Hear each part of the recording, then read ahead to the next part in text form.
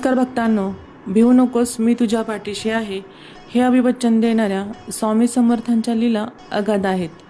आजच्या व्हिडिओमध्ये आपण अशा चमत्काराबद्दल जाणून घेणार आहोत ज्याने भक्तांचे आयुष्य बदलून टाकले.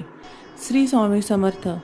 अक्कलकोटच्या वटवृक्षाखाली जेव्हा स्वामींनी पहिले पाऊल ठेवले तेव्हा त्यांना ओळखणारा आणि त्यांचे स्वागत करणारा पहिला भक्त म्हणजे चोळप्पा. आज आपण त्याच्या अढळ निष्ठेची आणि स्वामींनी त्याच्यावर केलेल्या कृपेची एक भावस्पर्शी कथा पाहणार आहोत.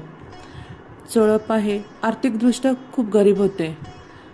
अक्कलकोटच्या राजवाड्यात त्यांची छोटीशी नोकरी होती. पण जेव्हा त्यांनी स्वामींना पाहिले तेव्हा त्यांना समजले की हा साधा साधू नाही तर साक्षात परमेश्वर आहे. त्यांनी स्वामींना आपल्या घरी येण्याची विनंती केली. चोळप्पाच्या घरी खाण्यापिण्याची भ्रांत होती पण भक्तीची कमतरता नव्हती. स्वामी त्यांच्या घरी राहू लागले. अनेकदा लोक चोळप्पांना विचारायचे, स्वतःच्या खाण्याची वांदे आहेत आणि या साधूला का पोसतोस? पण चोळप्पाचा विश्वास होता की स्वामी आहेत तर सर्व काही आहे. एकदा घरात काहीच अन्न नव्हते पण स्वामींनी चोळप्पांना सांगितले की आज पाहुणे येणार आहेत. चोळप्पा घाबरले नाहीत. त्यांनी स्वामींच्या शब्दावर विश्वास ठेवला आणि चमत्कार असा झाला की थोड्याच वेळात कोणीतरी अज्ञात व्यक्तीने भरपूर शिदा आणून दिला. स्वामी अनेकदा चोळप्पाची परीक्षा घेत असत. कधी रागवायचे तर कधी कौतुकी करायचे पण चोळप्पांनी कधीही आपली निष्ठा ढळू दिली नाही.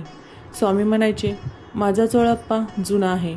या शब्दातच चोळप्पाच्या भक्तीचे पूर्ण फळ सामावले होते.